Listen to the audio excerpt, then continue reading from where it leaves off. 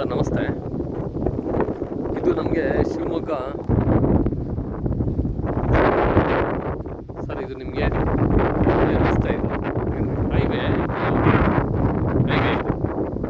Main ರೋಡಿಂದ ಇದು ಏನು ವೆಹಿಕಲ್ ಹೋಗ್ತಿದೆ ಕಾಣಿಸ್ತಾ ಇಲ್ಲ. ಅದೇನು ವೆಹಿಕಲ್ ಮೂವ್ಮೆಂಟ್ ಮಾಡ್ತಿರಲ್ಲ, ಇದೇ ಹೈವೇಯಿಂದ ಇದು ಎರಡನೇ ಪ್ರಾಪರ್ಟಿ ನಾವು ಬರ್ತೀವಿ. ಹೈವೇಯಿಂದ ಎರಡನೇ ಪ್ರಾಪರ್ಟಿ ನೋಡಿ, ವೆಹಿಕಲ್ ಹೋಗ್ತಿದೆಯಲ್ಲ ಅದೇ ಹೈವೇ. ಇದು ಹೈವೇಯಿಂದ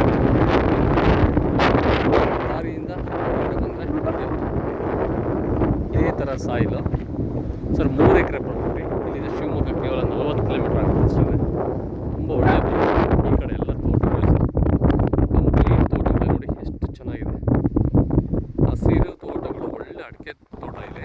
ಅಡಿಕೆ ತೋಟಕ್ಕಂದ್ರೆ ನಮ್ಮ ಶಿವಮೊಗ್ಗ, ಭದ್ರಾವತಿ ಮತ್ತು ನಮ್ಮ ಹೊಳಲ್ಕೆರೆ, ಹೊಸದುರ್ಗ, ಚನ್ನಗಿರಿ ಇದೆಲ್ಲ ಒಳ್ಳೆ ಪ್ರಸಿದ್ಧ ತಾಣಗಳು.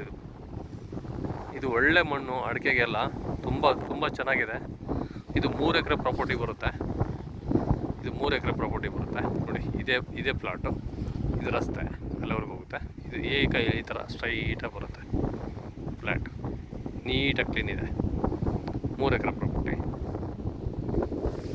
ಚೆನ್ನಾಗಿದೆ. General property. ಜಮೀನಿನ್ನು ಹತ್ತಿರದಿಂದ ತೋರಿಸ್ತೀನಿ ನಿಮಗೆ. ಈಗ ಇದೇ ಭೂಮಿ ಭಾಳ ಚೆನ್ನಾಗಿದೆ ಸರ್. ಸುತ್ತಲೂ ತೋಟಗಳೇ, ಇದೆಲ್ಲ ಕಂಪ್ಲೀಟ್ ತೋಟಗಳೇ. ಸುತ್ತಲೂ ಅಟ್ಯಾಚ್ ಆಗಿ ಕಂಪ್ಲೀಟ್ ತೋಟಗಳಿದೆ ನಿಮಗೆ.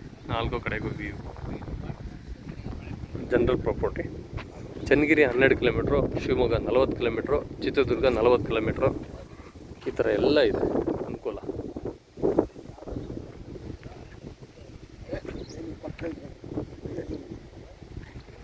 ಸರ್ ರೇಟಿನ ವಿಷಯಕ್ಕೆ ಬಂದರೆ ಇದು 1 ಎಕರೆ ಬಂದುಬಿಟ್ಟು 30 ಲಕ್ಷ ಹೇಳ್ತಾರೆ.